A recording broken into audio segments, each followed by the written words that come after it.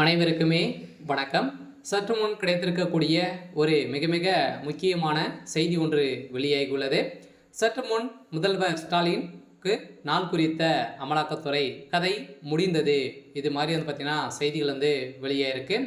இப்போ தமிழகத்தில் சமீப காலத்திலேருந்தே பார்த்தீங்கன்னா ஒரு மிகப்பெரிய பிரச்சனையாக தான் போயிட்டு இருக்கு இல்லையா. இந்திய வரலாற்றிலேயே முதல் முறையாக திமுகவுடைய ஆட்சியில் நடந்த ஒரு மிகப்பெரிய ஊழலாக தான் பார்த்தீங்கன்னா டாஸ்மாக் உடைய நிறுவனத்திலும் அதே மாதிரி டாஸ்மாக் உடைய நிறுவனங்களும் ஒப்பந்ததாரர்கள் இது மாதிரி பார்த்தீங்கன்னா அனைவருடைய வீட்டிலும் 20க்கும் மேற்பட்ட உடைய வீட்டில் நடந்த ரைடின் அடிப்படையில் இதில் முக்கிய புள்ளியாக திமுகவை சார்ந்த அமைச்சர் செந்தில் பாலாஜி பார்த்தீங்கன்னா எம்பி ஜெகத் ரக்ஷன் அவருடைய வீட்டில் நடந்த ரைடின் அடிப்படையிலும் அதே மாதிரி அவருடைய சம்மந்தப்பட்ட மது ஆலைகளும் பார்த்தீங்கன்னா ரைடுகள் நடந்தது.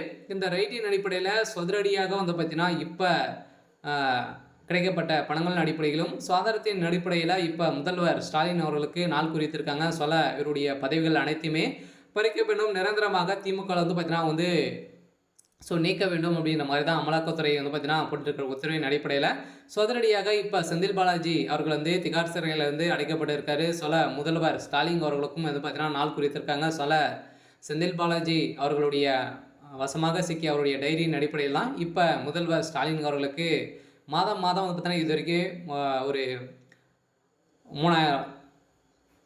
300 கோடிக்கு மேலே பார்த்தீங்கன்னா அவருக்கு பணங்கள் வருடம் மாதம் போயிருக்கு. இதன் அடிப்படையில் தான் இது வரைக்குமே குறைந்தபட்சம் 1000 கோடிக்கு மேலே டாஸ்மாக் உடைய நிறுவனத்தில் ஊழல் நடந்திருக்கு அப்படின்ற மாதிரி எதிர்க்கட்சி தலைவர்கள் அனைவருமே குற்றச்சாட்டி வந்திருந்த நிலையில் தான் இப்போ அமலாக்கத்துறை களத்தில் இறங்கி 3-4 நாட்களாகவே தொடர்ந்து ரைடுகள் நடந்தது. இந்த ரைடின் அடிப்படையில் சம்மந்தப்பட்ட அனைவருடைய வீட்டிலும் 20க்கும் மேற்பட்ட ஒப்பந்ததாரர்கள் பார்த்தீங்கன்னா மதுக்கடைகள் அனைவருடைய வீட்டிலும் பார்த்தீங்கன்னா இதற்கு ரைடுகள் நடந்தது. இந்த ரைடின் அடிப்படையில் செந்தில் பாலாஜி அவர்களுடைய வீட்டில் மட்டுமே எக்கச்சக்கமான 10,000 கோடிக்கு மேலே பார்த்தீங்கன்னா சிக்கியிருக்கு. இது வரைக்குமே 50,000 கோடிக்கு மேலே பார்த்தீங்கன்னா வசமாக சிக்கிய சம்பவம் தான் திமுகவிடையும் மக்களிடையும் பெரும் அதிர்ச்சியை ஏற்படுவதற்கு ஊழல்வாதியாக ஒரு திகழக்கூடிய ஒரு ஆட்சியாக தான் திமுகவுடைய ஆட்சி இருக்குது. திமுகவுடைய ஆட்சி பார்த்தீங்கன்னா சட்ட ஒழுங்கை மீறி பார்த்தீங்கன்னா நடந்துட்டு இருக்கு. இதன் அடிப்படையில் தான் இப்போ ஆளுநர் RN ரவி அவர்கள் போட்ட உத்தரவின் அடிப்படையில்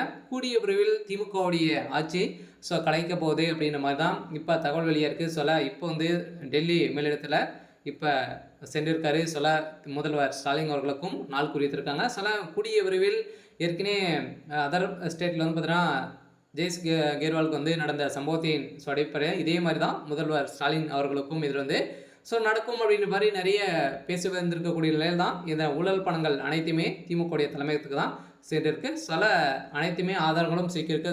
முதல்வர் ஸ்டாலின் அவர்களும் இதுக்கு மேலே தப்பிக்க முடியாது. சரி, ஓகே. இன்னைக்கான அப்டேட் இதுதான். மறக்காமல் நம்மளுடைய சேனலை சப்ஸ்கிரைப் பண்ணி சப்போர்ட் பண்ணுங்கள். தேங்க்யூ.